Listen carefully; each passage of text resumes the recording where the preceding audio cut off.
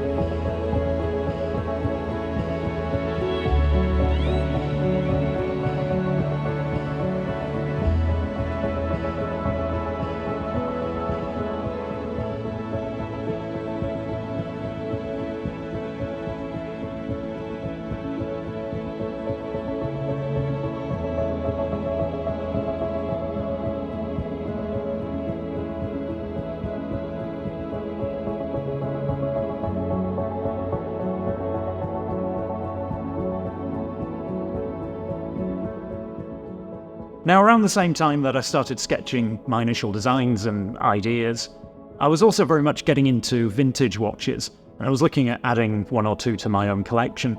And I came across a 1960s design, and the name on the dial was MONCEAU.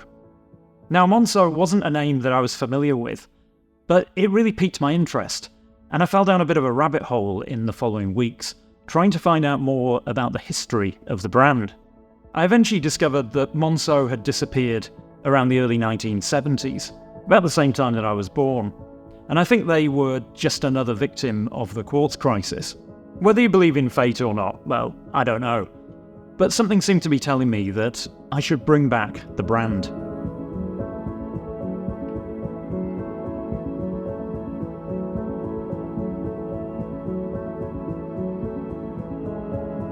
Now, I really hope that you love the Model 1 as much as I do, and I'd love it if you would come on this journey with me to bring back the MONCEAU name for generations of watch collectors to come by being one of the first to own a MONCEAU Model 1.